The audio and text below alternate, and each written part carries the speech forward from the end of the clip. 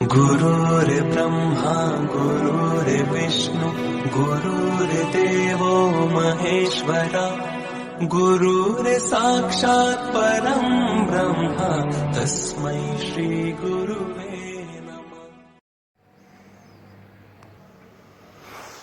जय सोमनाथ विद्यार्थी मित्रों, ધોરણ 11 જીવ વિજ્ઞાન પાઠ 10 કોષ ચક્ર અને કોષ વિભાજન, જેમાં આપણે સમ વિભાજન અથવા તો સમસૂત્રી ભાજન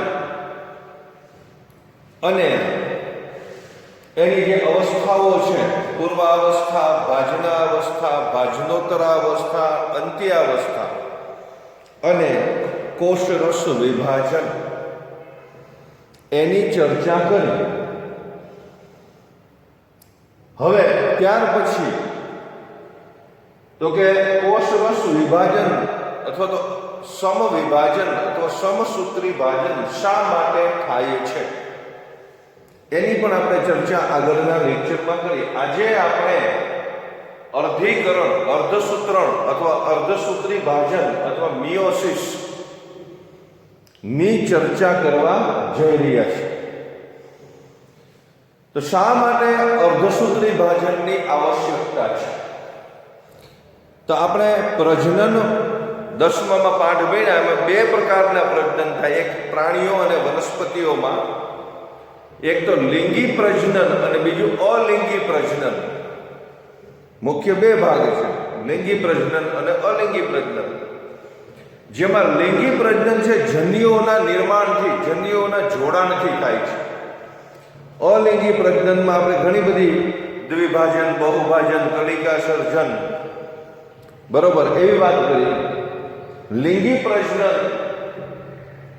તો કે બે જન્યુઓના, નર જન્યુ અને માદા જન્યુ, અથવા તો નર પ્રજનન કોષ અને માદા પ્રજનન કોષ બંનેના સંયોજનથી એક કોષ બને છે, જેને આપણે ફલિતાંડ કહીએ છીએ, જે જીવનનો પ્રથમ કોષ અથવા દરેક જીવનની શરૂઆતની અવસ્થા, એક કોષી અવસ્થા. લિંગી પ્રજનન દ્વારા સંતતિના નિર્માણમાં બે જન્યુઓનું સંયોજન થાય છે. જન્યુઓ મીન્સ નર જન્યુ અને માદા જન્યુ, જેને આપણે શુક્રકોષ અને અંડકોષ કહીએ છીએ. તો લિંગી પ્રજનન દ્વારા જ્યારે સંતતિ નિર્માણ પામે છે, ત્યારે બે જન્યુઓના સંયોજનથી જ સંતતિ નિર્માણ પામે છે. આથી દરેકમાં સંપૂર્ણતઃ એકકીય રંગસૂત્રનું જૂથ હોય છે. અહીંયા એક કોષની અંદર રંગસૂત્રોની સંખ્યા કે 2n. દાખલા કે મનુષ્યની અંદર કેટલી હોય તો કે 23 જોડ, 46 રંગસૂત્રો હોય છે. સમવિભાજનની વાત કરી ત્યારે 2n માંથી નિર્માણ પામતા બે કોષની અંદર રંગસૂત્રોની સંખ્યા 2n જ હતી, એટલે કે દ્વિકીય જ હતા. જ્યારે અહીંયા કેવા થઈ જાય છે? અડધા થઈ જાય છે, n થઈ જાય છે, એટલે કે એકકીય રંગસૂત્રોનું જૂથ હોય છે. વિશિષ્ટ દ્વિકીય કોષમાંથી જન્યુઓનું નિર્માણ થાય છે.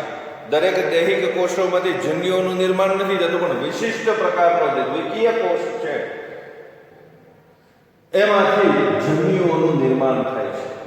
આ ખાસ પ્રકારના કોષ વિભાજનને પરિણામે રંગસૂત્રોની સંખ્યા બાળકોષની અંદર અડધી થઈ જાય છે.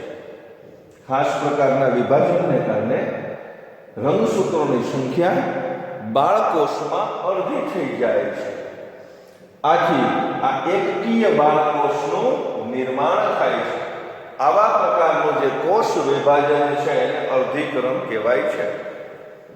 કોષ વિભાજનની વ્યાખ્યા આપી હોય તો માતૃકોષમાંથી નિર્માણ પામતા બાળકોષમાં રંગસૂત્રોની સંખ્યા માતૃકોષ કરતાં અડધી થતી હોય. ખાસ યાદ રાખજો, માતૃકોષમાંથી વિભાજન પામતા બાળકોષમાં માતૃકોષ રંગસૂત્રોની સંખ્યા માતૃકોષ કરતાં અડધી હોય.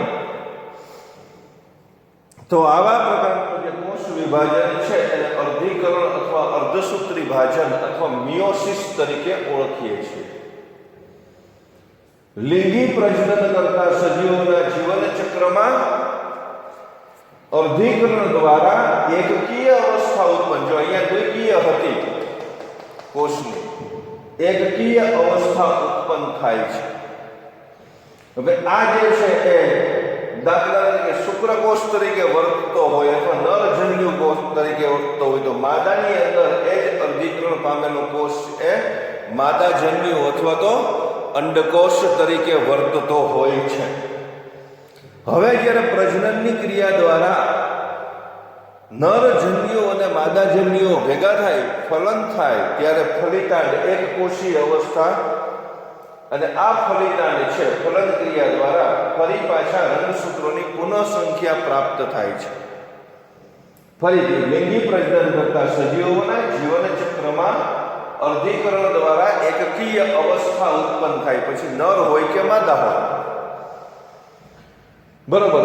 જ્યારે ફલનની ક્રિયા થાય, પ્રજનનની ક્રિયાને અંતે ફલન થાય ત્યારે ફલનથી દ્વિકીય અવસ્થા એટલે કે રંગસૂત્રોની મૂળ સંખ્યા છે પુનઃ સ્થાપિત થાય છે, પુનઃ પ્રાપ્ત થાય છે.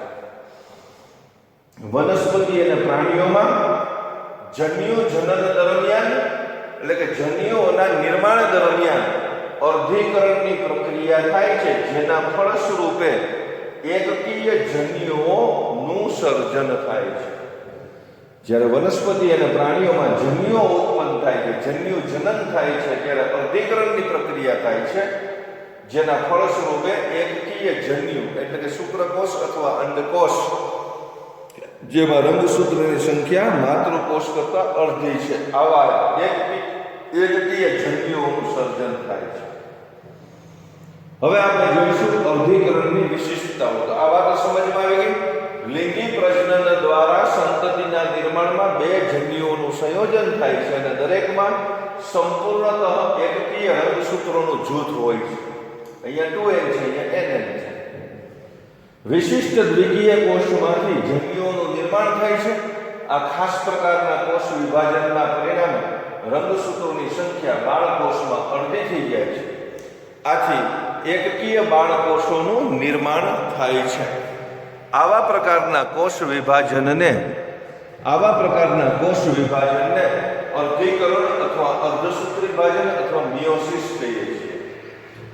માતૃકોષમાંથી નિર્માણ પામતા બાળકોષની અંદર રંગસૂત્રોની સંખ્યા માતૃકોષ કરતાં અડધી હોય છે. આવા પ્રકારના કોષ વિભાજનને આપણે અર્ધસૂત્રી વિભાજન અથવા અર્ધીકરણ તરીકે ઓળખીએ છીએ. લિંગી પ્રજનન કરતા સજીવોના જીવન ચક્રમાં અર્ધીકરણ દ્વારા એકકીય અવસ્થા ઉત્પન્ન થાય છે. જ્યારે પ્રજનનની ક્રિયા થાય અને ફલન થાય ત્યારે ફલન દ્વારા દ્વિકીય અવસ્થા પુનઃ પ્રાપ્ત થાય છે. ફલિતાંડની અંદર દ્વિકીય અવસ્થા પુનઃ પ્રાપ્ત થાય છે. વનસ્પતિ અને પ્રાણીઓમાં જન્યુ જનન દરમિયાન અર્ધીકરણ થાય છે, જેના ફળ સ્વરૂપે એકકીય જન્યુનું સર્જન થાય છે. જેને આપણે એકકીય જન્યુ, જો નર કોષ હોય તો શુક્રકોષ અને માદા હોય તો અંડકોષ અથવા નર જન્યુ અને માદા જન્યુ તરીકે ઓળખીએ છીએ. અર્ધીકરણની મુખ્ય વિશિષ્ટતાઓની વાત કરીએ હવે તો અર્ધીકરણમાં કોષ કેન્દ્ર તેમજ કોષ વિભાજન બે ક્રમિક ચક્રો સંકળાયેલા છે. કોષ કેન્દ્રનું વિભાજન થાય છે અને પછી કોષ વિભાજન થાય છે. જેમાં પહેલો તબક્કો છે કોષ કેન્દ્ર વિભાજન અને અર્ધીકરણ એક તરીકે ઓળખીશું. બીજો તબક્કો છે કોષ વિભાજન અને અર્ધીકરણ બે તરીકે ઓળખશું. અહીંયા ખાસ મગજમાં રાખવું, પ્રક્રિયા બે તબક્કામાં પૂર્ણ થાય, પરંતુ ડીએનએ નું સ્વયંજનન એક જ વખત થાય છે. બરોબર. અંતરાવસ્થામાં ડીએનએ સંશ્લેષણ એક જ વખત થાય છે. ડીએનએ નું સ્વયંજનન એક વખત થાય છે. હવે એસ તબક્કા દરમિયાન માતૃરંગસૂત્રના સ્વયંજનનથી ઉદ્ભવતા બે સમરૂપ લાક્ષણિક રંગસૂત્રિકાઓના નિર્માણ સાથે અર્ધીકરણ એકની શરૂઆત થાય છે. એસ તબક્કો સિન્થેટિક ફેઝ યાદ કરો.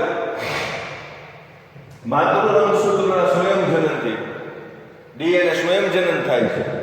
બે સમરૂપ લાક્ષણિક રંગસૂત્રિકાઓનું નિર્માણ થાય છે અને અર્ધીકરણ એકની શરૂઆત થાય છે.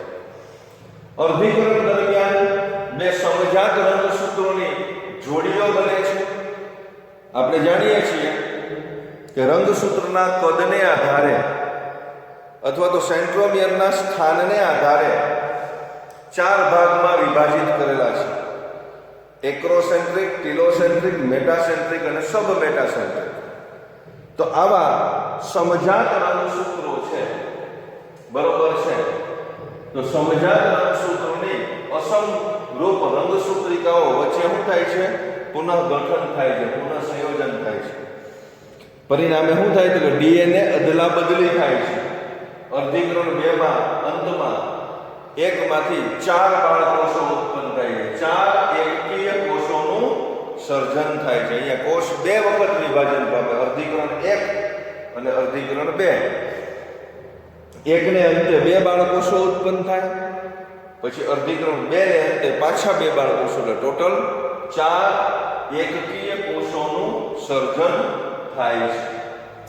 અર્ધીકરણને સળંગ પ્રક્રિયા છે, પણ અભ્યાસની સરળતા ખાતર આપણે 4 અવસ્થાઓમાં વર્ગીકૃત કરેલી છે. જેમાં અર્ધીકરણ 1 કોની જેમ જ પૂર્વાવસ્થા 1, ભાજના અવસ્થા 1, ભાજનોત્તર અવસ્થા 1 અને ભાજનાંતિમ અવસ્થા 1. પૂર્વાવસ્થા, ભાજના અવસ્થા, ભાજનોત્તર અવસ્થા અને ભાજનાંતિમ અવસ્થા 1. અર્ધીકરણ 2 માં પણ પૂર્વાવસ્થા 2, ભાજના અવસ્થા 2, ભાજનોત્તર અવસ્થા 2 અને ભાજનાંતિમ અવસ્થા 2. ખાસ યાદ રાખજો, અર્ધીકરણની પ્રક્રિયા સળંગ છે, પણ આપણે અભ્યાસની સરળતા ખાતર જે રંગસૂત્રોના સ્વરૂપ અનુસાર અથવા તો પ્રક્રિયા અનુસાર આપણે એને ચોક્કસ તબક્કાઓમાં વિભાજિત કરેલા છે. તો S તબક્કામાં માતૃરંગસૂત્રના સ્વયંજનનથી ઉદ્ભવતી 2 સમરૂપ લાક્ષણિક રંગસૂત્રિકાઓના નિર્માણ સાથે અર્ધીકરણ 1 ની શરૂઆત થાય છે. અર્ધીકરણ દરમિયાન 2 સમજાત રંગસૂત્રોની જોડકીઓ બને છે. અને સમજાત રંગસૂત્રો કોને હતો? 2 સમાન ટીલોફેઝ, 2 સમાન એક્રોફેઝ, 2 સમાન મેટાફેઝ, 2 સમાન સબ મેટાફેઝ, અથવા તો મેટાસેન્ટ્રિક, સબ મેટાસેન્ટ્રિક, ટીલોસેન્ટ્રિક અને એક્રોસેન્ટ્રિક. તો આ સમજાત રંગસૂત્રો છે, એની જોડકીઓ બને. એની અસમ રંગસૂત્રિકાઓ ઉપર નીચેના ફેરફાર છે. તો એમાં શું થાય છે કે જોડકીઓ બને, પુનઃસંયોજન થાય છે. અર્ધીકરણના અંતમાં 4 એકકીય બાળકોષો ઉત્પન્ન થાય છે. અર્ધીકરણને નીચેની જે અવસ્થાઓમાં છે વિભાજિત કરવામાં આવે છે: અર્ધીકરણ 1 અને અર્ધીકરણ 2. અર્ધીકરણ 1 માં પૂર્વાવસ્થા 1, ભાજના અવસ્થા 1, ભાજનોત્તર અવસ્થા 1 અને ભાજનાંતિમ અવસ્થા 1.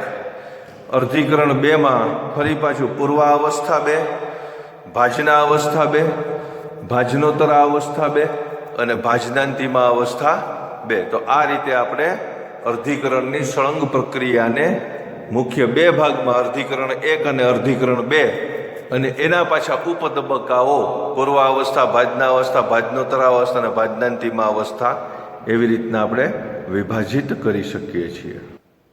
હવે આપણે જે પ્રશ્ન જોવાનો, અર્ધીકરણ 1 ની પૂર્વાવસ્થા વિગતે વર્ણવો, અહીંયાથી પ્રશ્ન શરૂ થાય. અર્ધીકરણ 1 ની પૂર્વાવસ્થા વર્ણવો, 4 માર્કનો પ્રશ્ન છે. પૂર્વાવસ્થા 1 પ્રોફેઝ. અહીંયા અર્ધીકરણ 1 એમાં જે પૂર્વાવસ્થા છે એની ચર્ચા કરવાની છે. તો સમવિભાજનની જે પૂર્વાવસ્થા આપણે આગળ જોઈ, બરાબર છે. રંગસૂત્રોમાં લંબ ધરીને અનુલક્ષીને સંકોચનની પ્રક્રિયા થાય છે. રંગસૂત્રો ઘટ બનવાની પ્રક્રિયા, આ અવસ્થાના અંત સુધીમાં રંગસૂત્રો સ્પષ્ટ દેખાય છે. આ અવસ્થાના અંત ભાગમાં કોષ કેન્દ્રિકા, અંતઃરસજાળ, એ બધી કોષ કેન્દ્ર પટલ, એ બધું અદ્રશ્ય થાય છે. રંગસૂત્રો છે એ ત્રાકતંતુઓ સાથે જોડાણ પામે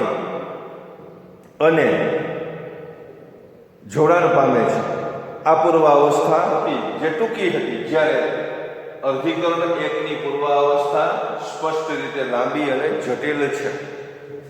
બરોબર, આપણે આગળ જોયું કે રંગસૂત્રિકાઓ છે એ એકબીજા સાથે ગૂંચવાય છે, પુનઃસંયોજન થાય, ખેંચાણ પામે અને તૂટે છે. પરિણામે રંગસૂત્રોના ટુકડાઓની અદલા બદલી થાય છે અને અંતે એ રંગસૂત્રો છે એ ભાજના અવસ્થામાં પ્રવેશે, ત્રાકતંતુઓ સાથે જોડાણ પામે, આ બધી પ્રક્રિયાઓ થાય છે. પણ આ બધી પ્રક્રિયાઓને સમજવા માટે એટલે કે રંગસૂત્રોની વર્તણૂકના આધારે ફરીથી એને પૂર્વાવસ્થા 1 ને 5 ઉપ અવસ્થાઓમાં વિભાજિત કરવામાં આવે છે. બરોબર છે. રંગસૂત્રની વર્તણૂકના આધારે પૂર્વાવસ્થા 1 ને 5 ઉપ અવસ્થાઓમાં વિભાજિત કરવામાં આવેલ છે. લે ઝા પે ડી ડા.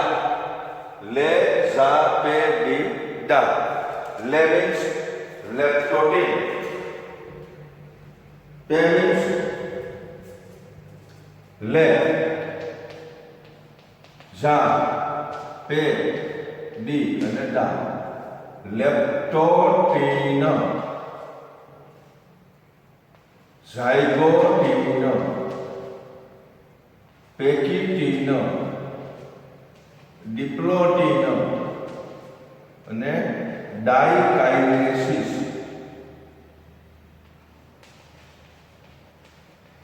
તો લે ઝા પે ડી ડા. બરોબર. સમવિભાજનની પૂર્વાવસ્થાની સરખામણીએ અર્ધીકરણ 1 ની પૂર્વાવસ્થા લાંબી અને જટિલ છે. રંગસૂત્રોના જે વર્તણૂક છે તેને આધારે આ જે પૂર્વાવસ્થા 1 છે એને 5 ઉપઅવસ્થામાં વહેંચવામાં આવે છે, વિભાજિત કરવામાં આવે છે. જેમ કે લે લેપ્ટોટિન, ઝા ઝાયગોટિન, પે પેકિટિન, ડી ડિપ્લોટિન અને ડા ડાયકાઇનેસિસ. લેઝા પેડિડા. બરોબર છે. તો હવે અહીંયા આપણે અર્ધીકરણની વાત કરીએ છીએ. પૂર્વાવસ્થાની શરૂઆત થઈ છે. લેપ્ટોટિન, ઝાયગોટિન, પેકિટિન, ડિપ્લોટિન અને ડાયકાઇનેસિસ વિશે વિગતવાર ચર્ચા આપણે નેક્સ્ટ લેક્ચરમાં કરીશું. જય સોમનાથ વિદ્યાર્થી મિત્રો. અસ્તુ.